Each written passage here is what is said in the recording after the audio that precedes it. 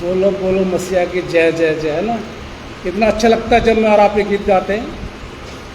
और खुशी खुशी मनाओ। हम लोग कितने ऐसे लोग हैं जो खुदावन में खुशी मनाते हैं। परिवार के साथ, दोस्तों के साथ वो तो अलग बात है, वो मनाते हैं, खुशी मनानी भी चाहिए। लेकिन खुदावन में कितने लोग खुशी मनाते हैं? मसीह लोग नहीं मनाते। मना के देखिए। मैं मनाता हूँ इसलिए मुझे पता है। खुदावन में खुशी मनाइए आप। फिर आप देखिए कि आपकी ज़िंदगियों का जो चलने का और रहने का तरीका है, जो बोलने का तरीका है, वो बदल जाएगा।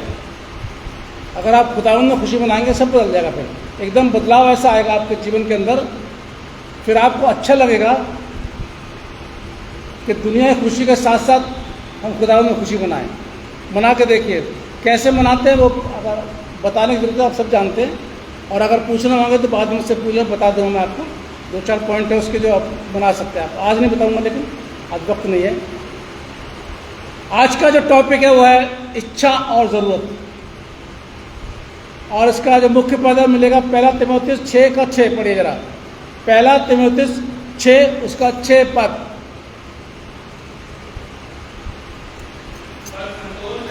पर संतोष सहित भक्ति बड़ी कमाई है। आज दुआ मांगे। खुदावन आपका शुक्रिया अदा करते हैं आज के इस वक्त के लिए जो आपने हमको दिया। और इस समय आपके कलाम पर मनन करने के लिए जा रहे हैं, हमारी आप अगुवाई करना। खुदावन यीशु मसीह के नाम से मांगते हैं, आमीन। पर संतोष सहित भक्ति। अभी बात कर रहा था ना आपसे, सब कुछ है लेकिन संतोष नहीं है। ये भी ले लूँ, ये भी ले लूँ, इधर भी ले लूँ, इधर भी ले लूँ, इसको भी कर लूँ, उसको भी कर लूँ। एक बेचैनी से रहती है ऐसे लोगों पर, जिसको कभी तसल्ली नहीं होती है, ना अपने से, ना अपने काम से, ना अपने परिवार से तसल्ली नहीं होती उस इंसान को। कोई भी हो, XYZ, उसके अंदर एक उतावलापन आता है, उछल कूद करना, इधर से करना, ऐसे करना, ऐसे करना।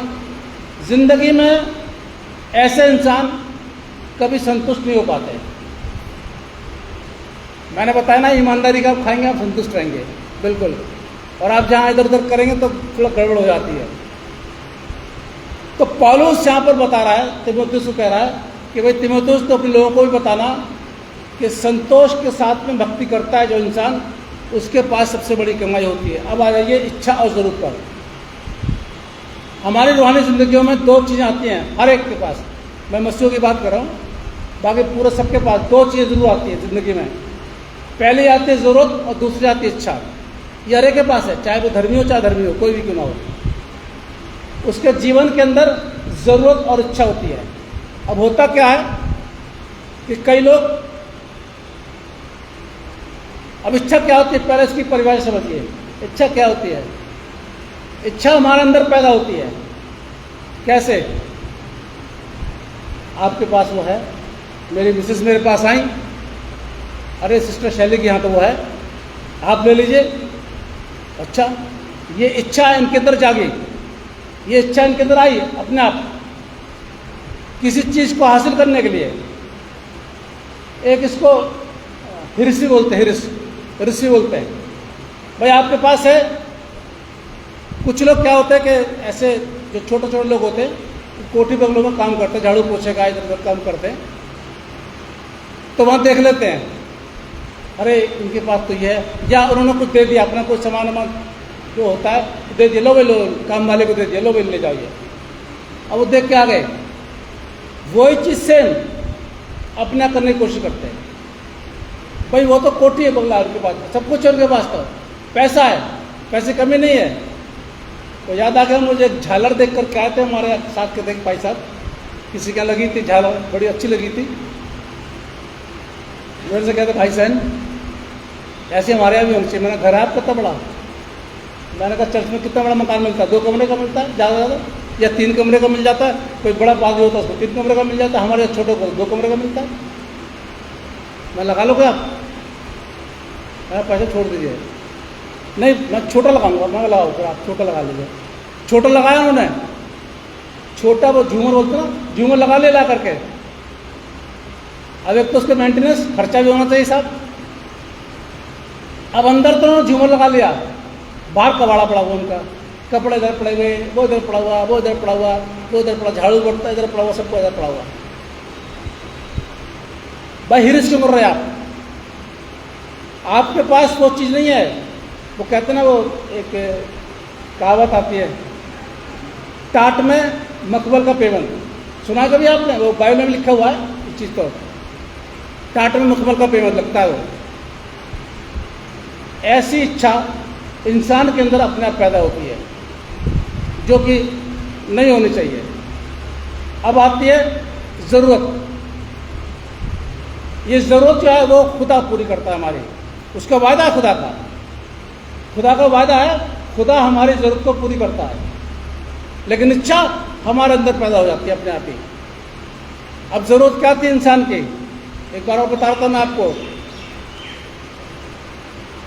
दुनिया बनाने से पहले खुदा ने इंसान की इच्छा को पूरा नहीं किया, क्योंकि इंसान तो बाद में बना था। मैं बात कर रहा था ना उस दिन कि अगर खुदा इंसान को पहले बना देता और सृष्टि बाद में बनाता तो बहुत गड़बड़ हो जाती। खुदा को बनाना मुश्किल पड़ जाता, डिमांड बढ़ जाती। इसलिए खुदा ने पहले इंसान की ज़रूरत बनाई, जो उसकी ज़रूरत थी, इच्छा नहीं, ज़रूरत। क्या ज़रूरत थी?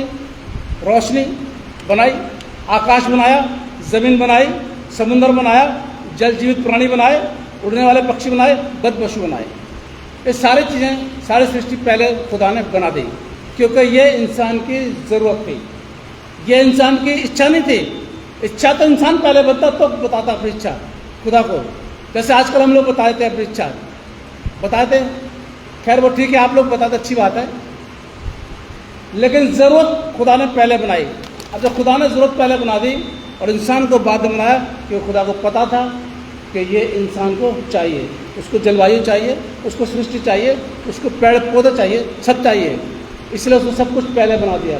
आज भी मैं बता रहा था ना आपको कि संसार में बच्चे को लाने से पहले उसकी पूरी ज़रूरत का इंतजाम कर दीजिए, बिल्कुल एकदम, कि हाँ भाई ये है, ताकि आपको दूसरे से सामने अपने रिश्तेदारों से हाथ ना फैलाने पड़े।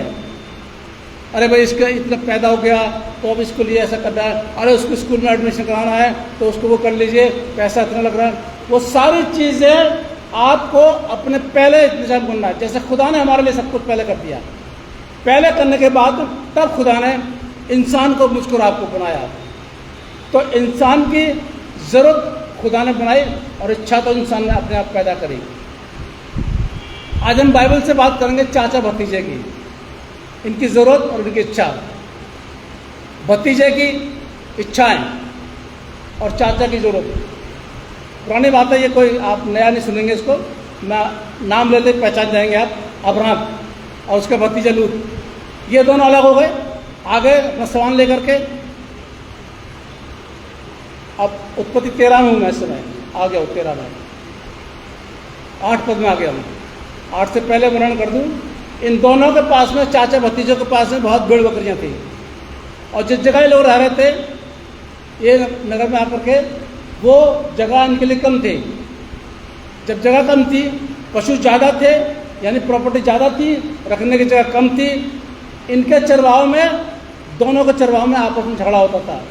अब झगड़े की जड़ में बता दूं आपको, उसमें लिखा नहीं है, वैसे बता रहा हूँ मैं आपको। उसने अपने पशु वहाँ बांध दिए, अब्राहम के चरवाहे ने। अब लूत का चरवाया, तूने यहाँ कैसे बांधे? मैं बांधूंगा, मेरे पास जगह नहीं है, मैं इनको कहाँ रखूँ? ये झगड़ा की जड़ थी इनके, क्योंकि जगह कम थी, सामान ज़्यादा था, कहाँ रखे इंसान। जब अब्राहम ने देखा, बड़े अक्लमंदी वाला काम किया अब्राहम ने, कि भाई आपस में विवाद हो रहा है, झगड़ा हो जाएगा, तो उसने बड़े प्यार से अपने भतीजे से बोला, 8 पद में। तब अब्राहम लूत से कहने लगा, मेरे और तेरे बीच और मेरे और तेरे चरवाहों के बीच में झगड़ा ना होने पाए, क्योंकि हम लोग भाई बंदे, हम लोग रिश्ते, आपस में रिश्तेदार हैं, कुटुंबी है, आपस में झगड़ा नहीं हो। क्या सारा देश तेरे सामने नहीं पड़ा हुआ है? तो अगर दाएं जाएगा तो मैं बाएं जाऊंगा, तू बाएं जाएगा तो मैं दाएं जाऊंगा, यानी तू अलग हो जा। अब देखिए, अब लूत की इच्छा क्या थी? लूत ने क्या चुना? 11 पद में आ गया हूं मैं। इसलिए लूत ने अपने लिए यरदन की सारी तराई को चुन के पूरब की ओर चला और वे एक दूसरे से अलग हो गए। क्या चुना? बढ़िया चीज, एकदम अच्छी वाले, तराई वाले, उपजाऊ वाले। ये उसकी इच्छा थी, ये लूत की इच्छा थी कि मैं तराई वाली जगह पर जाऊं। इसकी जरूरत नहीं थी, और वो तराई वाली जगह पर चला गया, जिसने अपनी इच्छा को अपने आप पूरा कर लिया। अब्राहम की जरूरत, अब्राहम कनान देश वहीं पर रह गया, उस जगह, वो थोड़ा जगह था वहीं पर, वहीं वो रह गया। लूत की इच्छा और अब्राहम की जरूरत। अब्राहम चाहता तो पहले अपने आप को कहता, वो उसके अंदर अगर इच्छा जाहिर होती तो वो तराई वाली जगह ले लेता, बढ़िया जगह ले लेता, लेकिन उसने इच्छा को नहीं बल्कि उसने जरूरत को समझा, और अब्राहम ने जरूरत को चुना और लूत ने इच्छा को चुना। आगे आ जाइए, लूका 15 में आ जाइए। लूका 15 में लिखा हुआ है, 2 बेटे हैं, आप सब जानते। उसके बाद में 11 पद में आ गया मैं। 11 पद में क्या है? उस उड़ाऊ पुत्र, उस बेटे की इच्छा, उसने अपने पापा से बोला, पापा जो प्रॉपर्टी तुम्हारे पास में है उस प्रॉपर्टी का हिस्सा मुझे दे दो। ये उसकी इच्छा थी। आजकल ऐसा होता ना, आजकल तो वैसे भी बस बना जाते हैं, मैं तो नहीं बनाई कि ना बनाऊंगा, ठीक है, मेरे भाई के लिए बनाऊंगा, बोलते रहते मैं तो नहीं बनाता, ठीक है। मेरे जाने के बाद कौन क्या कर रहा मुझे क्या पता जी, सीधी सी बात है? कहाँ मुझे कौन दफनाएगा, कौन कपड़े चेंज करेगा, कोई नहलाएगा कि नहीं नहलाएगा, मेरी जेब से कौन पर्स निकालेगा, क्या करेगा, कुछ पता नहीं। पता है क्या पता है? तो कहता है कब्रिस्तान में जगह, वो भी नहीं पता। कौन से कब्रिस्तान में जगह दी जाएगी मुझे पता ही नहीं है, कहाँ पे लेके जाएंगे मुझे पता ही नहीं, बच्चे क्या करेंगे पता ही नहीं, कुछ है, कोई पता नहीं मुझे। मरने के बाद तो कुछ पता ही नहीं ना क्या हो रहा है क्या नहीं हो रहा। तो क्यों मैं अपने ये बेकार की बातों में पढ़ूँ कि साहब बसित कर लिया, भैया ठीक है, मेरे मरने के बाद सब कुछ तुम्हारा कर लेना, जो भी झगड़ा करो आपस में, जो भी मर्जी करो। तो इसलिए कोई ऐसी बात नहीं हुई है। पर ये बेटा कह रहा है मेरा हिस्सा मुझको दे दो। आज ही बहुत से बेटे बोलते हैं, बच्चे बोलते हैं माता पिता से, मेरा हिस्सा मुझको दे दो, मेरा हिस्सा मुझको दे दो, मैं कुछ भी करूं हिस्से का। बाप माँ समझाते हैं, बेटा तू अभी इस काबिल नहीं हुआ है, जब तू इस काबिल हो गया यानी हमारे मरने के बाद तेरा ही है भाई, जब तक हम जिंदा है तब तक हमारे पास रहने दे, बाकी हमारे मरने के बाद तो तेरा है। लेकिन बच्चों की समझ में नहीं आती है, हिस्सा दे दो। खैर बाप ने भी ज़्यादा जिद नहीं करी इससे, उसका जो था प्रॉपर्टी में हिस्सा उसको दे दिया, अब वो लेके चला गया। ये उसकी इच्छा थी, उसकी इच्छा थी कि मेरे बाप की प्रॉपर्टी में से मुझको मेरा हिस्सा मिल जाए। उसकी जरूरत नहीं थी है, जरूरत तो रोटी तो खा रहा था, वो घर के अंदर बैठ करके खा रहा था, कपड़े पहन रहा था, छत थी उसके पास, सब कुछ था, उसका बाप उसको खिला रहा था, तेरी जरूरत तो पूरी हो रही थी। लेकिन उसने अपनी इच्छा को जाहिर किया कि ये मेरी इच्छा है कि मेरी प्रॉपर्टी में जो मेरा हिस्सा है वो मुझको मिल जाए। बाप ने दे दिया। वो अपनी इच्छा को लेकर के दूर देश में चला गया और उसने अपनी प्रॉपर्टी जो उसको मिली थी, उसका हिस्सा जो था, वो उसने बुरी बातों में, बुरी संगति में अपना सारा का सारा पैसा बर्बाद कर दिया।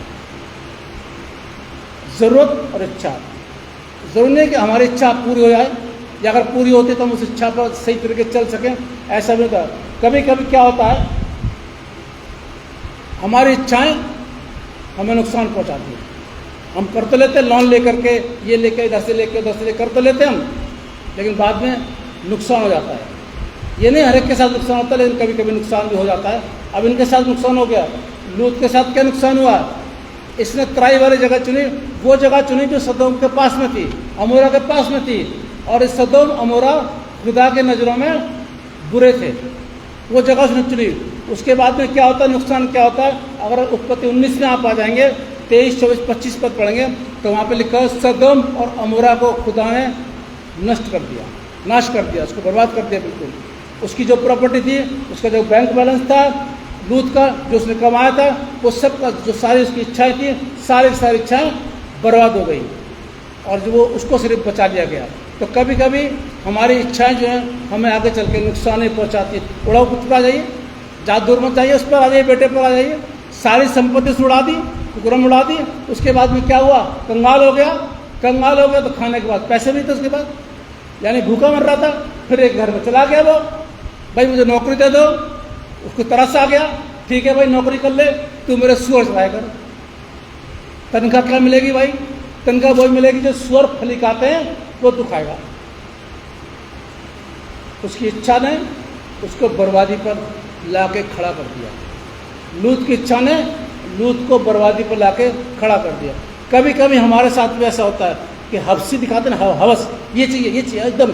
तो एक है, पता नहीं कि देश के अंदर नाटक है, मैं पढ़ रहा था उसमें, इसमें आ रहा था, डिस्कवरी में आ रहा था, वो देश का नाम भूल गया मैं। वो मेढक इतना हवसी कि कुछ नहीं छोड़ता था। मेढक वो रहते हैं उस देश के अंदर, वो मेढक सारे के सारे मेढक, वो ऐसे मेढक हवसी खाते रहते थे। और क्या होता था, ज़्यादा खाने के बाद क्या होता था, उनका पेट फट जाता था। एक हवस होती है इंसान के अंदर, ये भी ले लो, ये भी ले लो, ये भी ले लो। आगे क्या होता है, इच्छा पूरी करने के साथ साथ नुकसान भी हो जाता है। अपनी इच्छा पूरी करने से पहले उस नुकसान के बारे में विचार कर लीजिए। कहीं हमारी इच्छा पूरी होने, आपने देखा होगा लोन से ले लेते सामान, है ना, कितना ले लेते, किस्त ले लिया, किस्त नहीं चुकाई गई तो क्या हुआ। कई केसेस आए हमारे सामने भी, वो गाड़ियाँ उठा के ले जाते हैं, जो ले लिया उठा के ले जाते हैं, मकान के कागज़ रख लेते हैं अपने पास में, देते नहीं, फिर भाई किस्त चुकाओ। कहीं फिर उनको रिसेल करना पड़ता है मकान को, उसके बाद तो नहीं बचा कुछ भी, वो चला गया। तो ऐसे मैं ये मना नहीं कर रहा हूँ आपसे कि आप मत करिए आप, लेकिन उसके नुकसान को आप देख लीजिए कि वो नुकसान है। मैं वैसे भी मना करता हूँ किस्तों पर सामान लेने के लिए। अगर गवर्नमेंट जॉब है, अगर बिजनेस आपका अच्छा है, बढ़िया एकदम, पैसे करने का अच्छी है, पीछे आपकी बैक है पैसों से, आप लीजिए, लोन पर लीजिए, अच्छा लीजिए, ऐसी बात नहीं। लेकिन अगर आपके पास प्राइवेट नौकरी है, ठीक है ना, आप रोज़ बो रहे हैं, रोज़ काट रहे हैं, उसके बाद में आप अगर लोन ले लंबा चौड़ा, तो मैं सलाह नहीं देता किसी को। बाइक के लिए, गाड़ियों के लिए भी सलाह नहीं देता मैं, मुझे भी सलाह देते हैं पर नहीं मानता, क्योंकि मुझे पता है कि मैं लोन नहीं दे पाऊँगा, इतनी इनकम मेरी नहीं है बिल्कुल भी। तो इसलिए मैं सलाह नहीं दूंगा आप लोगों को भी कि लोन पर जब लीजिए जब आपके पास बैक हो अच्छी, यानी बिजनेस आपका अच्छा हो या आपकी जॉब बढ़िया हो, एकदम से जो पैसा आ रहा हो, ताकि आप दे सकें। क्योंकि इच्छा पूरी करने से पहले उसके नुकसान को हम अगर तुलना कर लें तो मेरे अजीज़ों, मैं और आप इच्छाओं की तरफ ध्यान नहीं देंगे, फिर सिर्फ मैं और आप अपनी ज़रूरतों की तरफ ध्यान देंगे। अगर मेरे आपकी ज़रूरत है तो खुदा से मांगिए। मत्ती 6 पद 11 जो प्रभु की प्रार्थना है, पद 11 में लिखा हुआ है, हमारी दिन भर की रोटी हमको दे, हमारी ज़रूरतों को पूरा कर। यह मांग खुदा से ज़रूरत, और खुदा हमारी ज़रूरतों को पूरा करेगा। खुदा आपको अच्छा पहनाएगा, अच्छा खिलाएगा, अच्छी जगह रखेगा, क्योंकि खुदा को मालूम है कि इंसान को ये चाहिए, इसको रोटी चाहिए, इसको कपड़ा चाहिए, इसको रहने की जगह चाहिए, और वो खुदा हमें कहीं ना कहीं से ज़रूर से देता है। इसलिए हम अपनी ज़रूरतों को खुदा से मांगें। आखिर में एक निवेदन कर रहा हूँ मैं आपसे। पौलुस तीमुथियुस को कहता है पद 11 में, पहला तीमुथियुस 6:11 में कहता, तू इन इच्छाओं से भाग, अलग हो जा, बिल्कुल तू पवित्रता का जीवन जी, तू खुदा की तरफ बढ़, तू इनकी बातों से भाग, एकदम अलग हो जा। मुझे और आपको भी अपनी इच्छाओं की तरफ ध्यान ना देते हुए ज़रूरतों की तरफ ध्यान दें। मेरे अजीज़ों, अगर इच्छा हमारी पूरी हो जाती है, बाद में अगर कष्ट होता है तो हम बहुत बुरी मुश्किल में पड़ सकते हैं, जैसे कि लूत पड़ गया, जैसे कि उड़ाऊ पुत्र पड़ गया। ज़रूरत हम क्या करें? ज़रूरत जब होती है, पॉइंट वाली बात बताओ, ज़रूरत हम क्या करें? हम धीरज रखें। अगर आज हमारे पास नहीं है कोई बात नहीं, धीरज रखें, निकालिए याकूब पहला बाब याकूब पहला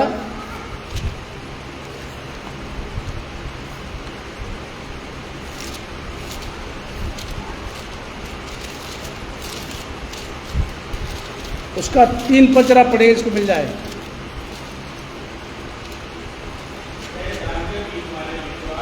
यह जानकर कि तुम्हारे विश्वास के परखे जाने से धीरज उत्पन्न होता है।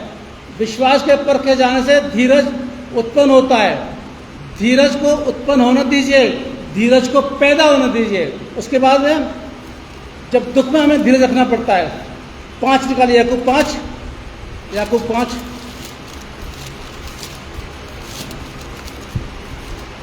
और इसका 7 पद जरा पढ़िए। हे भाइयों, प्रभु के आगमन तक धीरज धरो। देखो, देख किसान पृथ्वी की बहुमूल्य फसल की आशा रखता हुआ प्रथम और अंतिम वर्षा होने का धीरज सब्र रखता है।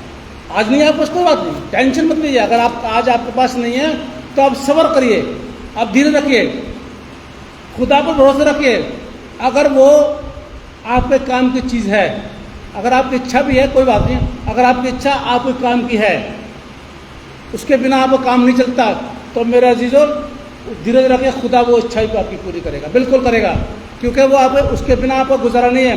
कई लोग बाहर चले जाते हैं, कई लोग जोश में चले जाते हैं, मैंने बताया हिरिस में चले जाते हैं, अरे उसका बेटा गया तो मैं भी जाऊंगा, अरे वो गया तो मैं भी जाऊंगा, चले जाते हैं। लेकिन बाद में क्या होता है, कोई कोई तो सफल हो जाते हैं और कोई कोई सफल नहीं हो पाते। हमारा धीरज हमारे विश्वास को भी आगे बढ़ाता है। अगर विश्वास है तो धीरज होगा, क्योंकि हमारी ज़रूरत धीरज पर डिपेंड करती है, बहुत ज़्यादा डिपेंड करती है। ज़रूरत है वो धीरज रखिए, इच्छा भी है तब भी धीरज रखिए, खुदा की तरफ देखिए। मैं बता रहा हूँ फिर से आपको, अगर कोई आपकी इच्छा है और उस इच्छा के बिना आपका गुजारा नहीं है, तो यकीन मानिए खुदा उस इच्छा को भी पूरी करेगा। और अगर नहीं है तो कोई बात नहीं, लेकिन ज़रूरत तो पूरी पूरी आपकी हो ही जाएगी। दो बातें, पहली बात तो ये, इच्छा रखिए लेकिन उसका अंत देख लीजिए पहले, कि इस इच्छा से पूरा करने से कहीं आगे नुकसान तो नहीं होगा, तब आप उसको पूरा करें। बाकी ज़रूरत तो आपको मिलेगी, ज़रूरत की तो टेंशन मत लीजिए। अपने परिवार को, अपने बच्चों को हम देते हैं ज़रूरतें, पूरी करते हैं, तो खुदा भी हमारी ज़रूरतों को पूरी करे। दूसरी बात ये, अगर ज़रूरत पूरी नहीं हो रही है, धीरज रखिए। खुदा हमारे धीरज को परखता है, देखता है, और फिर बाइबल बताती है धीरज को अपना काम करने दो। आगे लिखा हुआ उसको ना, धीरज को अपना काम करने दो। पढ़ लीजिएगा आप इसी को, ये याकूब 5 का आगे 7, 8, 10 पद पढ़ लीजिए, उसमें लिखा हुआ धीरज को अपना काम करने दो। हम लोग क्या करते हैं, धीरज को अपना काम नहीं करने देते, जल्दबाजी कर जाते हैं। और जल्दबाजी कर क्या करते हैं, इधर से पैसा ले लिया, इधर से पैसा ले लिया, ऐसे कर लिया, वैसे कर लिया। अब हमारे पास वापस करने के लिए नहीं होता है। जब वापस करने के लिए नहीं होता तो क्या करते हैं, बाइबल बताती है मोहब्बत को छोड़ करके और किसी बात पे किसी का कर्जदार मत रहो, बिल्कुल मत रहो। मैं किसी का कर्जदार नहीं हूँ, हम किसी को, मेरे को किसी को देना नहीं होता है, बिल्कुल नहीं देना होता है। बस वो ये तो रोज़मर्रा खर्चा है। बाकी कोई मेरे दरवाजे पर आ जाए और मैं मुंह छुपा के भागूँ, इधर उधर भागता हूँ, वो हरकत कभी नहीं है मेरे पास, क्योंकि मैं ऐसा कर्जा लेता भी नहीं हूँ। वही सलाह मैं आपको दूंगा, अगर आपको कर्जा लेना है और चुकाने का अगर रखते हैं बल आपके पास है तो आप लीजिए, आपके पास नहीं है तो कोई बात नहीं, कोई बात नहीं। मैं फिर सलाह दूंगा, क्योंकि कर्जा लेने के बाद में आप प्रेशर में आ जाएंगे। आप अगर नहीं चुका पाएंगे तो आपको मुंह छिपाना पड़ेगा, आपको भागना पड़ेगा, आपको बच्चों से झूठ बुलवाना पड़ेगा, कह दो कि मम्मी पापा घर में नहीं है। वो एक किस्सा बता रहा था ना मैं आपको, एक बच्चे पापा हमेशा झूठ बुलवाते थे अपने बच्चे से, बहुत पैसा वैसा ले करते इधर उधर से, बोलते थे देखो बेटा अगर वो फलाने अंकल आए ना तो ये बोल देना पापा घर में नहीं है। अब पापा घर में ही है, पापा घर में ही है, रजाई में मुँह ढाके पड़े या वो बीवी के पीछे छिपे हुए हैं। अब एक बार आगे कर्जदार उनके, बेटा वो बेटा निकल के आ गया। अब छोटा था बच्चा, ज़्यादा समझता था नहीं। बेटा पापा, अंकल पापा बोल रहे हैं कि मैं घर में नहीं हूँ।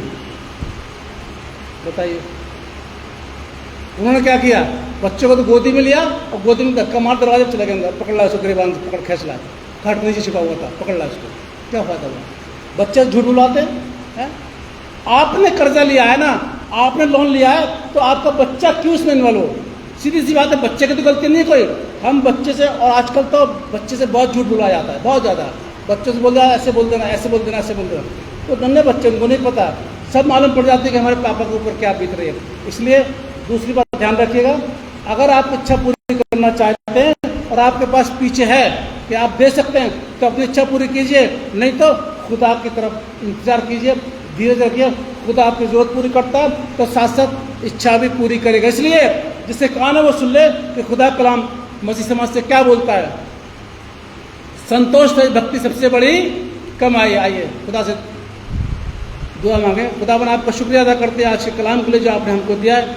हमने बो दिया, हम चाहते कि बढ़े, लेकिन इसमें हमारी मर्जी नहीं बल्कि आपकी मर्जी पूरी हो। खुदा अपने यीशु मसीह के नाम से मांगते हैं, आमीन।